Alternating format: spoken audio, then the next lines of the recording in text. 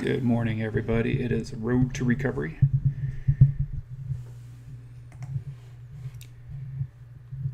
Finally getting OBS to work. Oh, the struggles I deal with every single morning. So, if everything is working correctly, which I believe it is, you should be able to see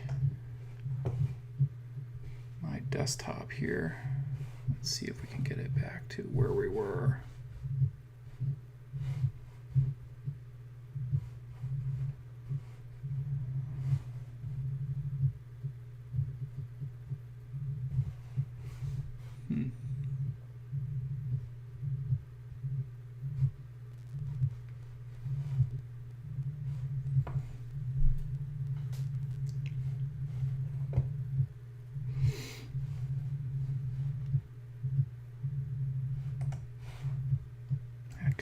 Good.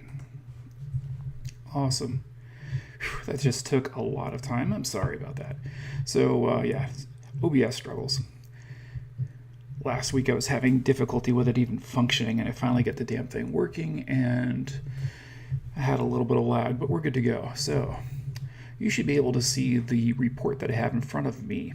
The study is Addictive Behaviors Reports, and it's entitled "Should Problematic Sexual Behavior Be Viewed Under the Scope of Addiction? A Systematic Review Based on the DSM-5 Substance Use Disorder Criteria."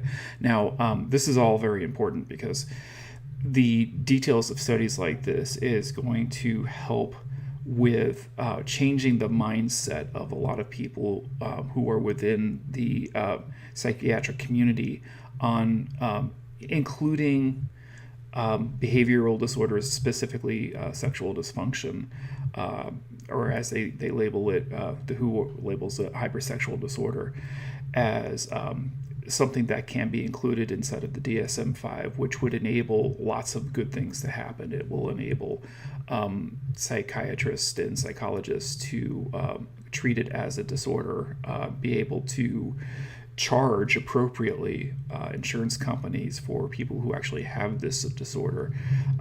Currently, what's happening right now is if you go to a psychologist or a psychiatrist and are trying to tell them that you have a porn addiction, chances are when they're writing that up, they'll either have to say that you're having another disorder or treat you for a different disorder in order to claim it under insurance. But if you just went exclusively for porn addiction, you would not be they would not be able to charge your insurance company for that, because most insurance companies won't cover something unless it's in the DSM-5. In other words, it has to be in the clinical diagnostic manual for them to be able to do anything about it.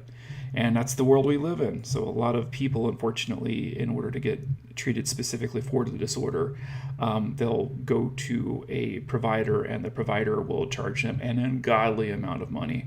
Often I meet people who drop $35,000, $40,000 to deal with it. That's how serious of an addiction this can possibly be. Let me adjust my camera here. There we go. I like that. I like that. Okie dokie. So I'm going to briefly kind of go over the summary for this. I'm not going to read all parts of it, but just I want you to get a taste of what's going on here. Many approaches have been debated regarding the classification of problematic sexual behaviors that have been described in terms of sexual compulsivity, and sexual addiction. Conceptualized within the framework of problematic hypersexuality, compulsive sexual behavior disorder, or CSBD, has recently been included in the ICD-11 as an impulse control disorder and refers to persistent repetitive engagement in sexual behaviors that result in impairment of one's life, in addition to failed attempts to reduce or to stop such behaviors. Hypersexual disorder criteria proposed by Kafka in 2010 under the sexual disorder section of the DSM-5 consideration were close to those of the CSBD, except for the emotion stress regulation related features, which are very important. On the other hand, a wide array of evidence showed overlapping features between those disorders and substance and or behavioral addictions. leading some authors to consider the CSBD as an addiction similar to gambling disorder, which was included as a behavioral addiction in the DSM-5. And there lies in the problem that, we have other behavioral addictions that are listed inside of the DSM-5, and they can be treated and they can be charged for insurance companies. And, it's not treated as a, redheaded stepson of disorders.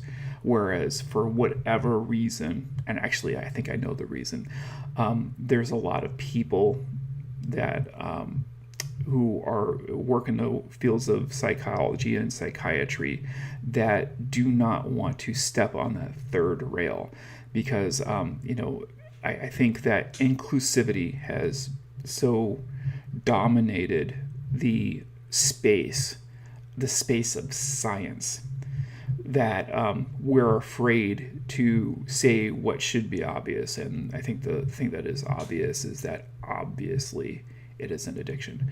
There would be no question for anybody who stepped inside of one of my rooms, 12-step meetings, or had met the people that I have met and said this is not an addiction. You would be insane not to look at this, see all the symptoms, listen to them as individual case studies, and not see that people are dealing with an addiction.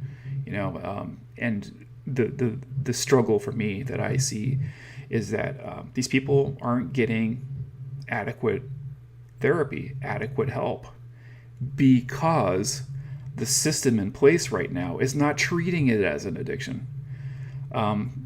And you'll get situations, and you can go back and see some of my other videos where I've talked about this, where they'll walk into a therapist room, and the therapist, somebody with either a PhD or an MD, looks at them and says, well, have you tried cutting back? And why is that? Because there's no sound clinical models right now, right? That nothing that's being applied. And I grant you, there are clinical models that are out there.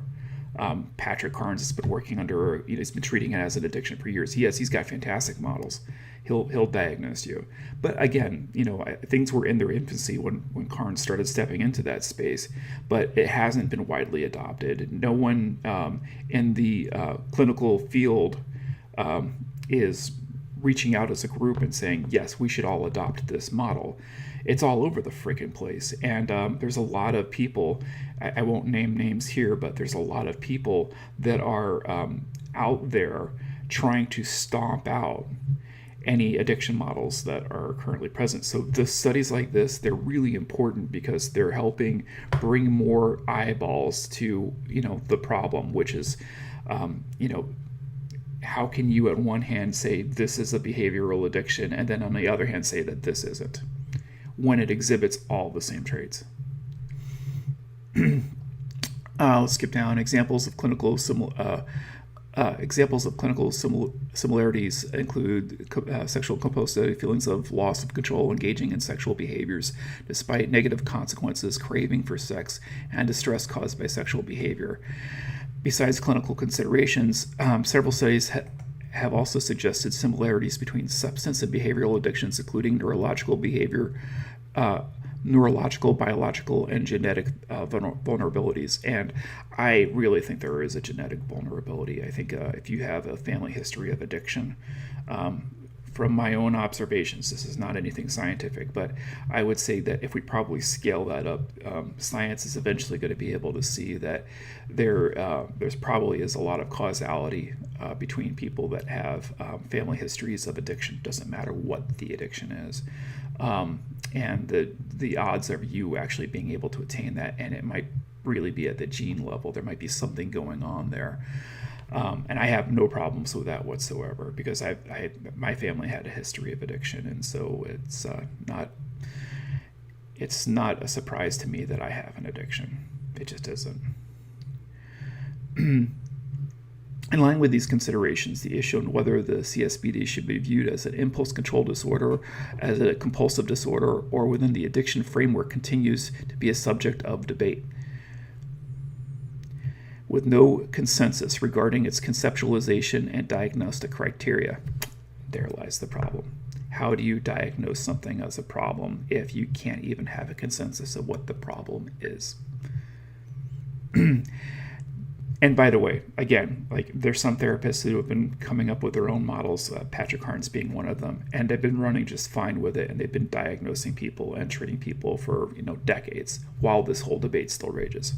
Right. So once those therapists actually started treating it as an addiction, they had a clinical model for being able to do it. They had a way of being able to provide treatment, and it's been functioning for 25, 30 years. I think the Patrick Carnes model's been running, steamrolling along and doing just fine.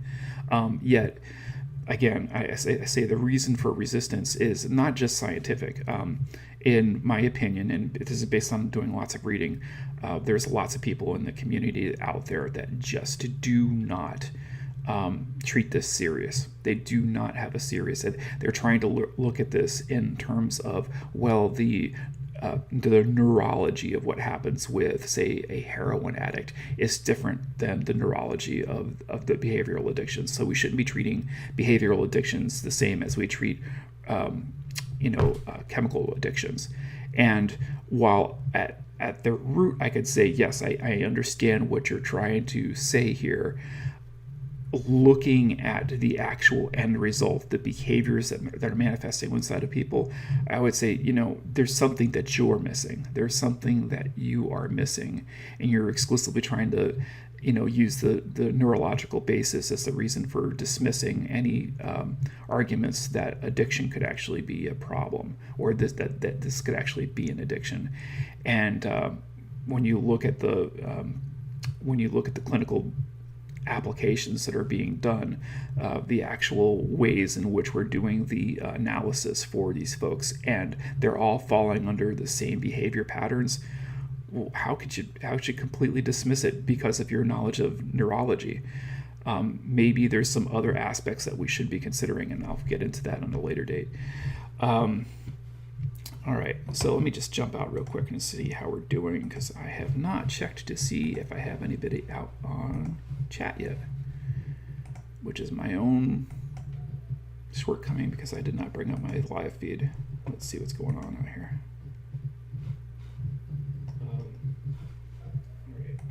Oh, hey, Jaron. Yeah. I'm tired of paying $200 per session.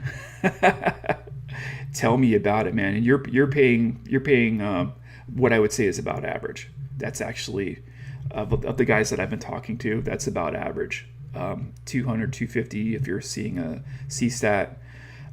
Do you think it's today's culture of sexual liberty and gender identity, etc., that DSM wouldn't categorize sex as a possible addiction? Wow, that is a powerful question there, Jay Aaron. I would say it probably even runs a little deeper than that. So the one thing I don't want to do is I don't want to say that libertine values are the root cause of everything. I get in a lot of situations why therapists are having difficulty with it, because it is kind of a third rail, man. The second you start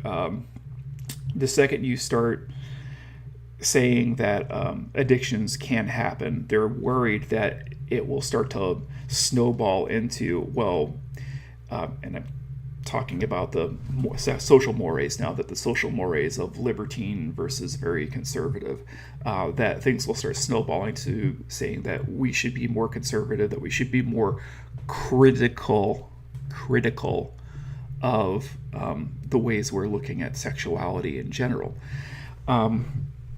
And I can't lie, man, that battle is eventually going to happen. And what you're seeing, I think, in the cultural landscape right now is really weird. It's weird. I mean, think about it. We have second wave feminists and social conservatives holding hands on a lot of different issues, right? And third wave feminists are like on the other end of the spectrum, man. They're defending everybody. And my job here is not to take sides. I try not taking sides, but I think Jay Aaron's kind of got a little bit of a in his question. He's got a little bit of a point there, that there may be this fear that's at the upper echelons of clinical psychology, where these people who are sitting on boards, they're afraid to go there because they know that this battle is going to happen eventually. And maybe it needs to happen, man. And I don't think that things have to go to a social conversation on every single situation. I think science ultimately has to dictate how things are going to pan out. There's going to be people on science that are going to have one end of the spectrum or the other end of the spectrum, their opinions on things. But ultimately, scientific methodology should be removed from, opinions on social matters. It should just be objective looking at the data and making sure that we have the right mindset, the right focus, the right sets of data, making sure that the problem's being looked at objectively. And it's difficult. It's really difficult. You've got people out there, highly regarded scientists, again, I'm not naming names, highly regarded scientists that are definitely picking sides here. And I see it all the time. I've been in conversations with them. And it's hard for me, Joe Citizen, who identifies as an addict, to go up against a neurologist, highly regarded neurologist, and have a debate with them. It's difficult for me to do that because what are my qualifications? Really nothing other than being an addict. What needs to happen is that more people on that upper echelon who are in the same field, in the same research area, can start talking back and forth. And that's where truth is really going to happen. That's where the arguments are going to start. The counter arguments are really going to start happening. So it's not me being talked down to by somebody that's got, an MD, a PhD, and has got, 20 plus years in research and clinical work. I can't compete with that, man. I'm just a guy out here with a microphone. So one by one, we'll keep working there. But that is a fantastic observation and a great question. I'm glad you're on, Jay. The third one here. I agree, and objectively, the info is there. The trigger isn't being pulled for some reason, and I believe the reason could be political.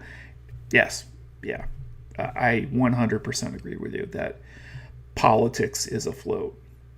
And I go on to a lot of different panels. I go into a lot of different debates. And as a matter of fact, I'm going to try to expand my universe on X now because now that Twitter is converted to X, they're adding a lot of new features. And I'm thinking about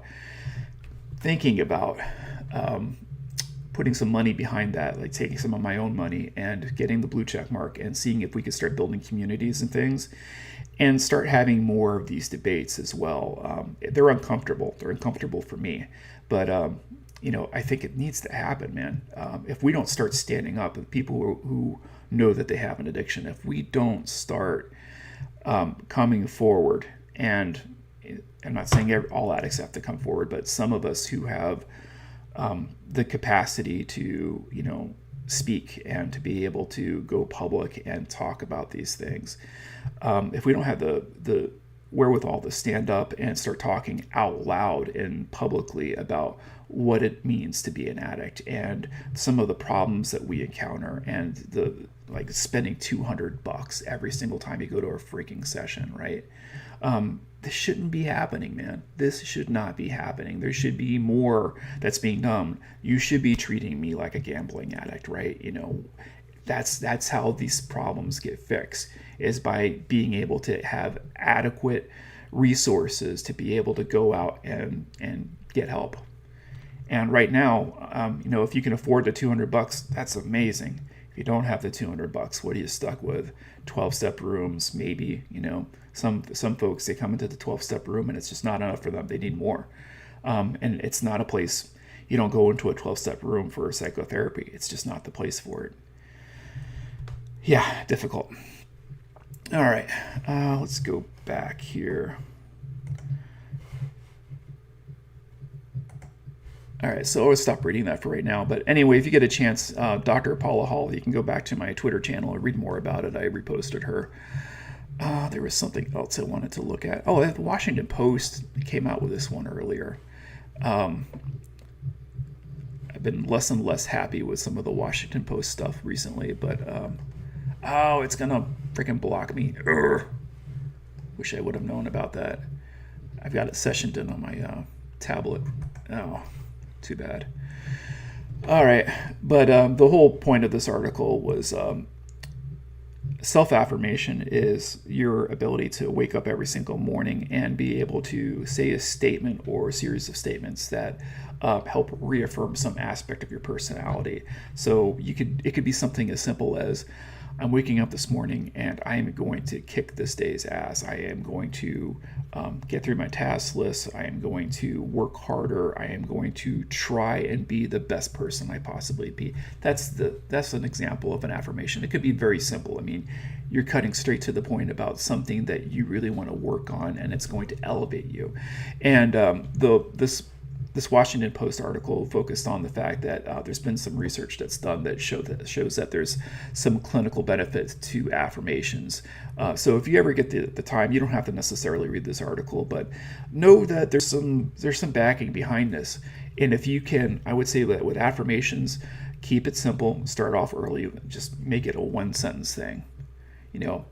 Today I am going to work hard on making sure that I do my workout.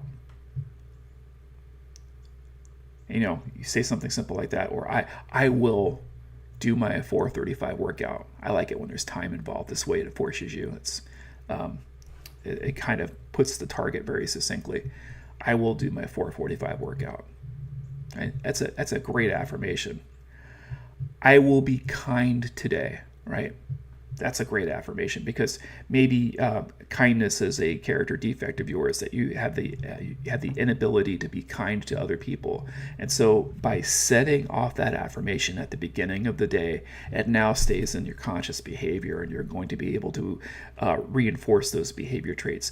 Now, I'd say with affirmations, with any affirmation that you come up with, make sure you have a game plan for it. So just don't say an affirmation, because you could dust that thing off and nothing will happen with it. I would say have a focus for it. Try to actually make a time-based affirmation if you possibly can. So some affirmations, like being kind, that might be an all-day thing, so that'll last the entire length of the day. But if you're saying something like working out, or doing that jog, or you're going to go to a meeting today, those all imply time. So say that affirmation and imply a time and a specific date. Usually when you're saying an affirmation in the morning, it means that it's going to happen that day. And make sure that you have a plan for it. So the nature of your affirmation, being kind, for example, if you think about it, being kind can be very complicated. You want to make sure that your affirmation is going to be reinforced by some sort of process that you have in place. How do you be kind, right? I can say kindness, right? What does that actually mean? Does that mean that you're saying thank you and please? Well, that's part of it. Kindness can also be, oh, you know what? That was a beautiful thing. Thank you so much for that, right? And so that was a compliment. You express gratitude, right? Those are all wrapped into the nature of kindness. So thinking about the mechanics of kindness can kind of help you out. And so while you say in the morning, I'm going to practice being kind today, really think about what the mechanics of kindness are and how you can apply that. And again, these are all examples for affirmation, but science backs it up, man. If you can actually start talking and being in the affirmation mindset, affirming all the values that you hold dear to yourself, that those values that you present, that you just manifest out of your mind and out of your face through your mouth, right? As you express these things, you actually start to exhibit some of those things as well. And if you can keep that affirmation process going every single day, start off with an affirmation, it slowly but surely makes you into a better person. Just does. So try it. All right, do I have anything else I wanted to talk about? Oh yeah, last week I did a survey on the triggering aspect. I was kind of concerned about this. For all of you that follow my Twitter feed, every once in a while, let me scroll down and see if I can find it. Every once in a while, oh, it's not there anymore. Oh, that's interesting. I'll get a Twitter post that I'll read it and I'll start to think to myself, was this triggering for somebody? Maybe that post has already disappeared. Oh, that's unfortunate. Here it is. Yeah, like this one right here. So, it had a teaser image of the Pornhub logo, but what this was about was the executives at MindGeek changing, and I had made a joking references to all the things in this article, because they use quotes as ethical capital partners, which is hilarious considering it's MindGeek, more respectable and committing to setting a gold standard where it comes to moderation, right? So for me, that's me reading this article and I'm encapsulating what's wrong about it and reposting it. But what I'm worried about is this right here, that somebody actually said sometimes my news articles are triggering, right? And I don't intend to trigger anybody. Like, that's obviously not my intention here. But every once in a while, I'll look back at something and say, I wonder if this image actually is triggering to somebody. Because for me, it's not. But I'm wondering sometimes if I need to be careful when I'm posting stuff like this, because the intent is never to trigger anybody, and perhaps I've got to be a little bit more conscious in the sort of content that I post. That also means that what's going to be the qualifications. Do I have to be careful of just images, or would there be language sets in an article that could be potentially triggering to somebody, so I should warn them before I post it? I'll think about all of those things, because I've been kind of avant-garde. I'm throwing stuff out there and letting you guys being able to take care of yourselves, but maybe I should be a little bit more careful about that. Okay, I think that's all I got for me. Great questions this morning from Jay Aaron, man, and it's giving me a lot of thought. Maybe that's going to be a video topic of mine in the future. I just wanted to also talk about something else. So before I wrap it up today, I got triggered recently. I was working on a video project for somebody. And in the process of making this video project, I was going out to YouTube, and I needed to get overhead shots of some building structures that were at a university. And as I was going out looking for content so I could include it in my video, I ran across Rush videos. And I know that there's been kind of like an arms race going on in the fraternity and sorority Rush scene, especially with sororities, that they're trying to really glam up their stuff. And I came across this one video. I'm looking for, give me the picture of the building I'm looking for, and like make it sure it's on a drone so I can see above it. And as I'm scanning for these videos for these things, I'm coming across these Rush videos, and dude, it's just like softcore porn. Jesus, it's all on YouTube. And oh man, the first one I hit, I was just like, Jesus. And then I'm, how YouTube gives you the suggested videos because of the one you just clicked on. I'm looking at all the suggestions at that point, and it's just like one after another. And even their title cards are just triggering, man. And I'm looking at this and I'm like, I'm triggered, and I've got lots of therapy and 5 years of recovery under my belt, almost 6 years of recovery under my belt. Man, if I find this triggering, can you imagine what this is doing to a guy that has no capability of controlling anything at all? And the way YouTube is structured, it'll just keep pounding those things into you. So after I hit that first video, and then I could see like what was happening in the algorithm, and stupid me, I wasn't in an incognito because I didn't think I needed to be. I thought I was like, doing my normal research stuff. But now that it's attached to my freaking my freaking account, I had to go back in, and there's a way that inside of YouTube that you can actually go and purge all of your search history, which is exactly what I did to get that crap out of there because I don't want it. But I managed it effectively. I let the triggering happen. I was like, oh, okay, this is bad. I took a little bit of a break. I came back to it, got the content that I needed, and got out of the video and said, we're not looking at any more Rush videos for the stuff I'm looking for.